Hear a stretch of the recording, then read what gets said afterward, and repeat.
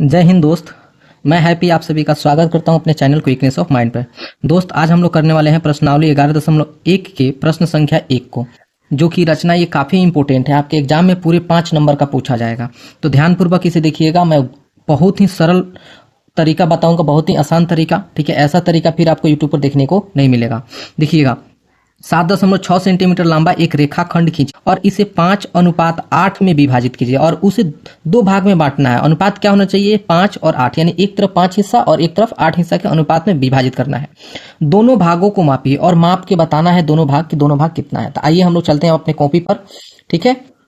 तो मैं आपको बता दूं, यहाँ पे क्या है कि आपको बोला गया है कितना का, 7.6 सेंटीमीटर का रेखा होना चाहिए। तो यहाँ पे हम लिख लेते हैं कितना का रेखा होना चाहिए, 7.6 सेंटीमीटर का। और उसे किस अनुपात में बांटना है? तो 5:8 में बांटना है। ये हम लोग लिख लिए रफली कि इससे हम लोग बनाएंगे, ठीक है। तो अब हम लोग क्या करते हैं, स्केल के मदद से एक 7.6 सेंटीमीटर लंबा एक रेखाखंड खींचते हैं। एक रेखाखंड हम लोग खींचेंगे कितना, 7.6 सेंटीमीटर। तो ध्यान दीजिए, यहाँ पे आपका 0 है, 0 से शुरुआत करना है। बहुत बच्चे समझ लेते हैं कि 1 से शुरुआत करना है, नहीं, 0 से आपको चलना है। और 0 से कहाँ तक? तो 7.6 तक। देखिए यहाँ पे 7 है और यहाँ पे आइएगा तो 7.5 मिलेगा, और एक लाइन और आगे बढ़िएगा तो आपको 7.6 दिख जाएगा। और इस दोनों लाइन को क्या करेंगे, मिला देंगे, ठीक है। मिला दिए। अब हम लोग क्या किए, एक रेखाखंड खींच लिए। इसका कुछ नाम दे देंगे, इसका नाम ए रख देंगे और इसका नाम बी रख देंगे। अब आपको क्या करना है, सिंपल प्रकार से आपको इस ए पॉइंट पर रखना है और यहाँ पर इस प्रकार से एक चाप खींच देनी है, ठीक है, ऐसे कुछ, ठीक है, खींच दिया आपने। और इसी को इस बी पॉइंट पर रखना है और बी पॉइंट से भी आपको इस प्रकार से एक चाप खींच देनी है, ऐसे, ठीक है।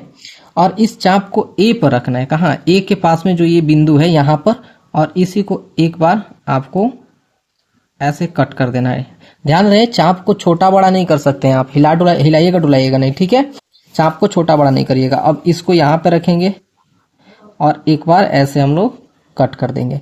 आपको लाल पेन नहीं यूज करना है, हम तो आपको अच्छा से दिखाने के लिए लाल पेन का यूज कर रहे हैं कि थोड़ा दिखे।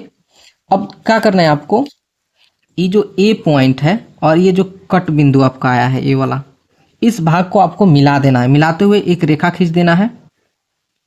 मिलाते हुए हम लोग क्या करेंगे, एक रेखा ऐसे खींच देंगे। फिर उसी प्रकार से इस बी को मिलाते हुए एक रेखा खींचेंगे जो कट किया है। तो यहां से मिलाते हुए हम लोग एक रेखा खींच देंगे ऐसे, ठीक है, खींच दिया हमने, ठीक है। अब ध्यान दीजिएगा, हम लोगों से बोला क्या गया था, 5 अनुपात में। तो इस ए पर 5 बराबर चाप हम लोग काटेंगे, 5 भाग का बराबर चाप काटेंगे। यहां से रखेंगे इस पॉइंट पर और रखेंगे 1 भाग हुआ, इसको यहां रखेंगे। फिर ये 2 भाग, फिर हमारा ये तीसरा, ये चौथा और ये हमारा 5वां हुआ।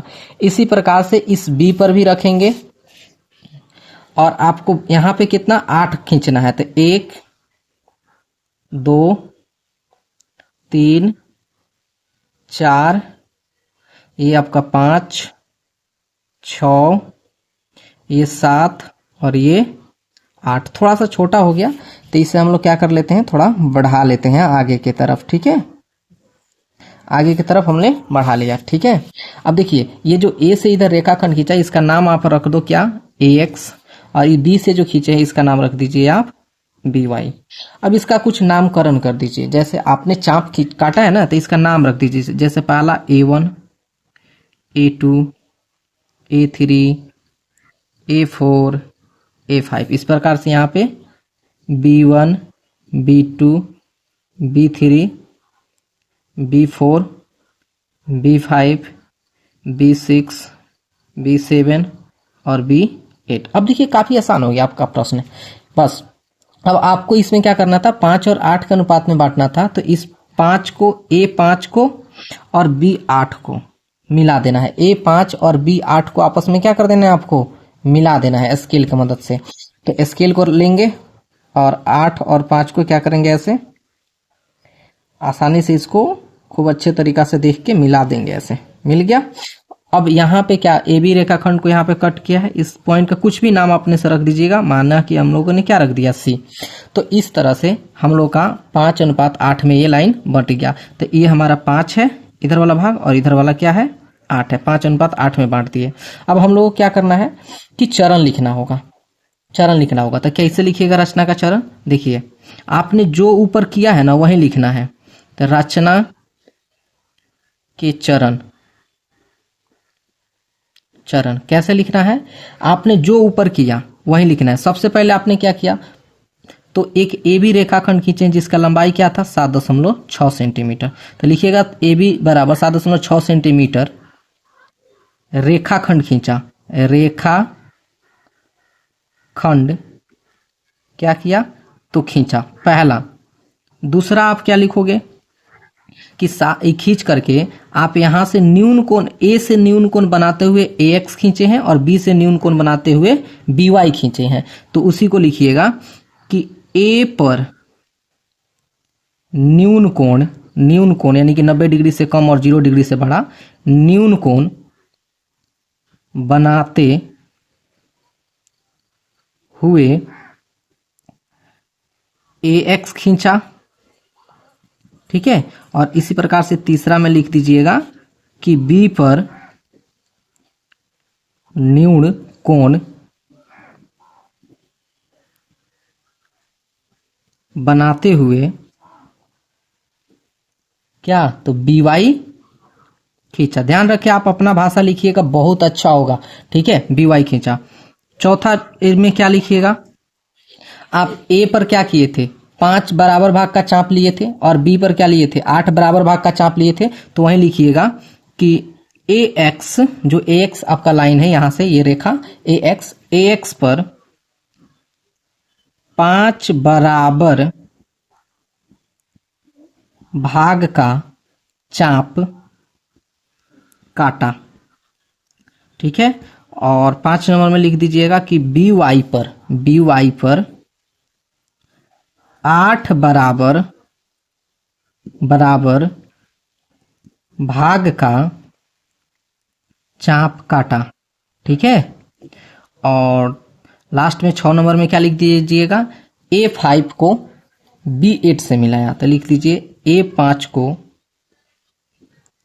B8 से क्या किया मिलाया,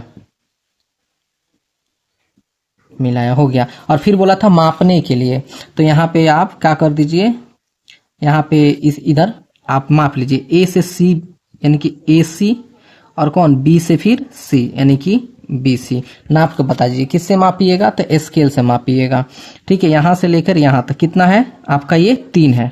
तो यहाँ पे लिख दीजिए ए सी आपका कितना हो गया 3 सेंटीमीटर हो गया।